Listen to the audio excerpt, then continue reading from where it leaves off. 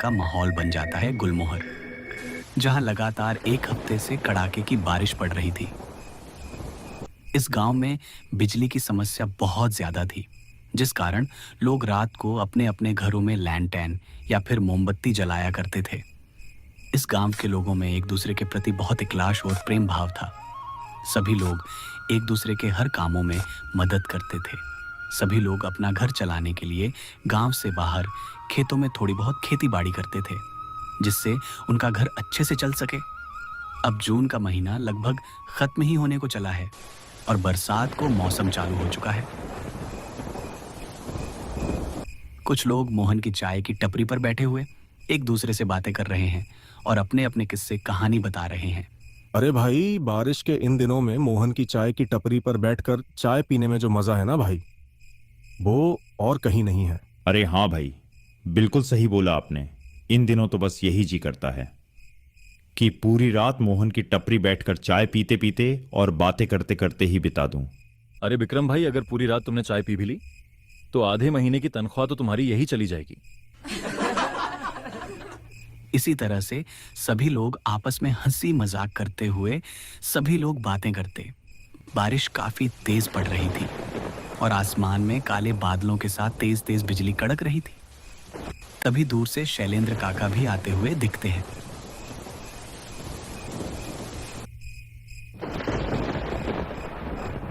अरे शैलेंद्र काका, कहाँ से आ रहे हो? भीगते हुए इतनी तेज बारिश में बीमार पड़ जाओगे। यहाँ आओ, पर एक कप चाय पिलो और इसी बहाने हमें अपनी कहानियां भी सुना देना। आपकी सारी कहानियां सुनने में बहुत मजा आता है। अरे हाँ भाई, सब ठीक है। घर पर और जाने का क्या है, यही दफ्तर गया था किसी काम से।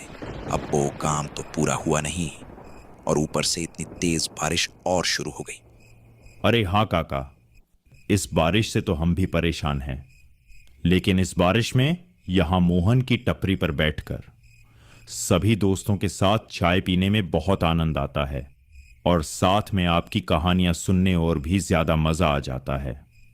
अरे हाँ काका, सुनाओ ना अपनी एक दो कहानी।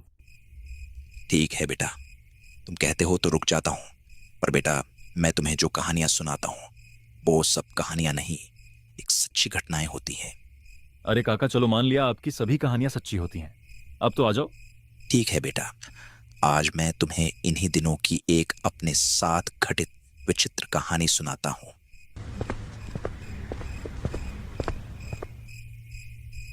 अरे भाई, मोहन काका के लिए एक कप कड़क चाय लगाओ। तो ये कहानी है उस समय की, जिस समय मैं 30 वर्ष का हुआ करता था। काली अंधेरी रात थी और उन रातों में तेज बिजली के साथ बारिश पड़ रही थी। मैं अपने दफ्तर से मित्र अर्जुन त्रिपाठी के घर जा रहा था। दूर दूर तक कोई भी नजर नहीं आ रहा था, सिर्फ बारिश की बूंदें और चारों तरफ पानी ही पानी महज चलता जा रहा था। दूर से मुझे एक व्यक्ति दिखता है। जब मैं उसके पास जाता हूँ और उससे पूछता हूँ, अरे भाई, क्या हुआ? यहाँ इतनी तेज बारिश में क्यों खड़े हो? घर का रास्ता भटक गए क्या? नहीं भाई, रास्ता नहीं भटका, बल्कि घर जाने से डर रहा हूँ, क्योंकि आगे बारिश के पानी से रास्ता बंद है और जंगल के रास्ते से अकेला जाने में डर लग रहा है। वैसे तुम कहाँ जा रहे हो भाई साहब इतनी तेज बारिश में? अरे कहीं नहीं दोस्त, मैं अपने मित्र अर्जुन त्रिपाठी के घर जा रहा था। अरे अर्जुन त्रिपाठी जी, उनका घर मैंने देखा है। उनके घर को दो रास्ते जाते हैं, एक सीधा और एक जंगल से होता हुआ। अब सीधा रास्ता तो बंद हो चुका है बारिश के पानी से। अब सिर्फ यही जंगल वाला रास्ता बचा है, थोड़ा दूर पड़ेगा, लेकिन सीधा अर्जुन त्रिपाठी जी के घर ही पहुंचेगा और मुझे भी इसी रास्ते से घर जाना है। तो दोनों साथ मिलकर सफर तय करते हैं। दोनों साथ रहेंगे तो डर भी नहीं लगेगा। मुझे भी इसकी बातों पर विश्वास आ गया और मैंने भी उसके साथ जंगल के रास्ते से ही जाने के लिए हाँ में सर हिला दिया। फिर दोनों उस जंगल के रास्ते से ही आगे बढ़ने लगे।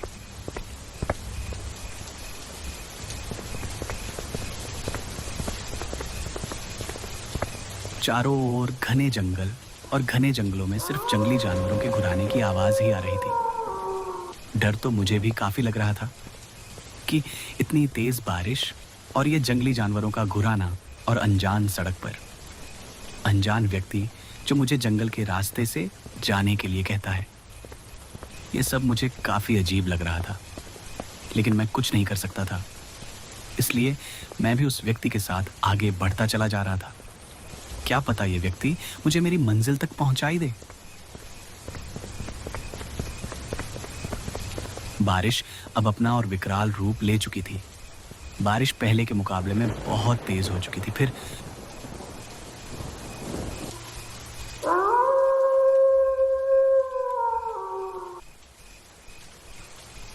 वो व्यक्ति मुझसे बोलता है, अरे भाई, बारिश तो पहले से भी ज्यादा तेज हो चुकी है। हम एक काम करते हैं, इतने पास वाली कुटिया में ही रुक जाते हैं। अब वह कुटिया बिल्कुल खाली पड़ी है, उसमें अब कोई नहीं रहता। जब बारिश रुक जाएगी तब हम फिर से आगे निकल पड़ेंगे।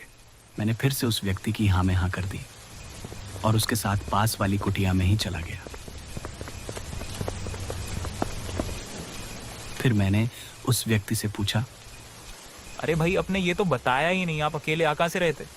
अरे क्या बताऊं भाई, अभी अभी दफ्तर से आ रहा हूं। उसके ये बात बोलते ही मुझे थोड़ा थोड़ा डर लगने लगा, क्योंकि सारे दफ्तर शाम 6 बजे बंद कर दिए जाते हैं और ये बोल रहा था कि ये अभी अभी दफ्तर से आ रहा है, जबकि इस समय पूरे 9 बज चुके थे। इस समय भला कोई दफ्तर कैसे खुल रहा होगा? इस बात पर मुझे थोड़ी थोड़ी शंका होने लगी, पर मैंने ज़्यादा ध्यान नहीं दिया और हम दोनों बहुत समय तक यूं ही आपस में बातें करते रहे। लेकिन बारिश रुकने का नाम ही नहीं ले रही थी। तभी आकाश से एक तेज बिजली कड़कती है और बारिश थोड़ी धीमी हो जाती है। लेकिन तभी दूर से किसी बच्चे की अजीब तरीके से रोने की आवाज़ आती है।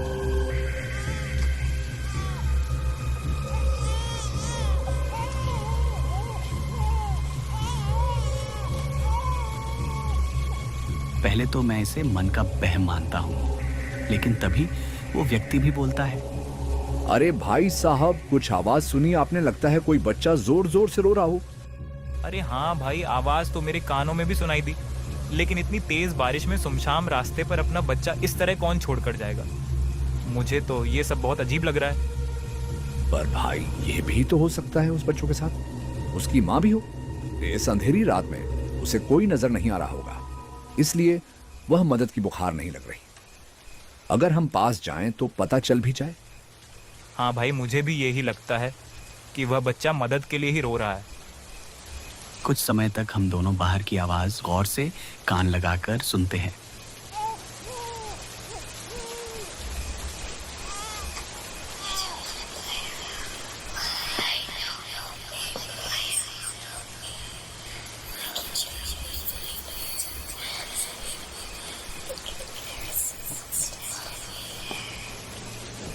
वह आवाज़ हमें स्पष्ट सुनाई पड़ रही थी। कभी तो किसी बच्चे की रोने की आवाज़ आ रही थी, तो कभी किसी लड़की की हंसने और गाने की आवाज़। मैं तो काफ़ी डर चुका था। हमें एक बार चलकर देखना चाहिए, शायद वह बच्चे मुसीबत में हैं। अरे भाई, अगर कोई मुसीबत में हो भी तो इस तरह हंसता और गाता कौन है? मुझे तो ये कुछ अजीब लग रहा है। मुझे कुछ भी ठीक नहीं लग रहा। अरे चलिए ना, एक बार चलने में क्या जाता है? क्या पता वह बेचारे सच में मुसीबत में हो।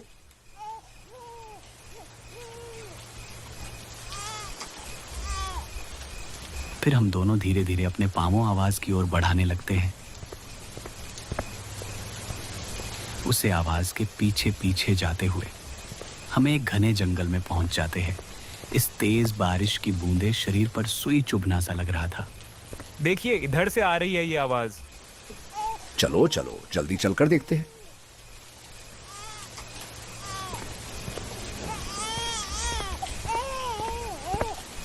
हम दोनों उस आवाज़ के पीछे पीछे एक घघोर जंगल के बीच आ चुके थे।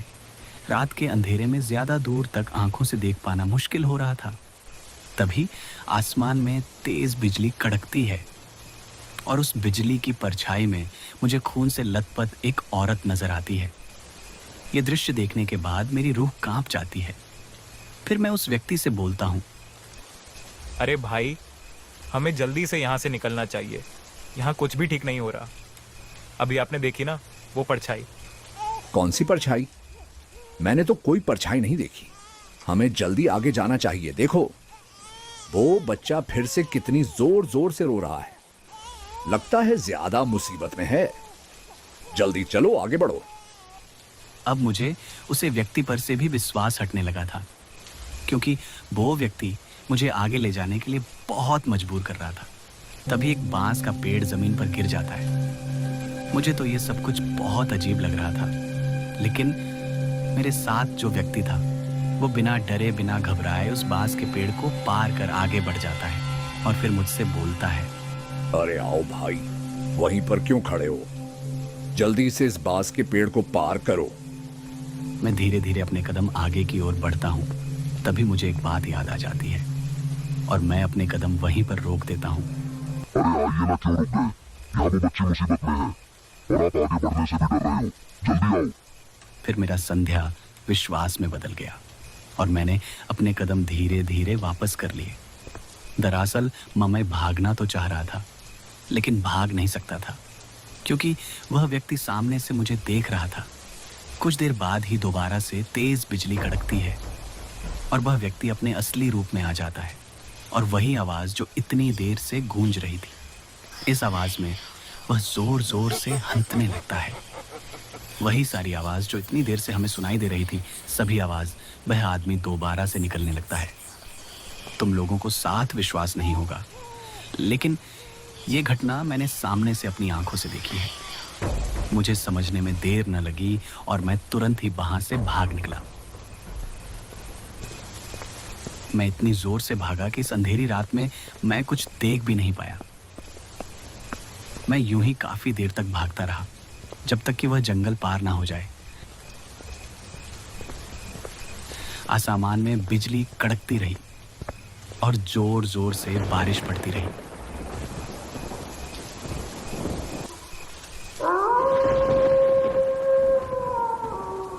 थोड़ी दूर जाने पर ही मुझे मेरा मित्र अर्जुन त्रिपाठी आवाज लगाता है, अरे विक्रम, मेरे घर का रास्ता याद नहीं रहा था क्या तुझे? कहाँ रह गया था? इतनी देर हो गई। मैंने सोचा कहीं रास्ते में फंस गया होगा, इसलिए मैं भी तुम्हें ढूंढता ढूंढता यहाँ तक आ गया। मेरे मित्र की ये आवाज़ सुनकर मेरे दिल को थोड़ी ठंडक पहुंची और मैंने राहत की सांस ली। फिर मैं अपने मित्र से बोला कि पहले तुम अपने घर चलो, बाद में मैं तुम्हें सारी बात बताता हूँ। अब बारिश भी लगभग रुक ही चुकी थी और आसमान भी थोड़ा थोड़ा साफ होने लगा था। फिर मैं और मेरा मित्र अर्जुन त्रिपाठी दोनों उसके घर चल पड़ते हैं।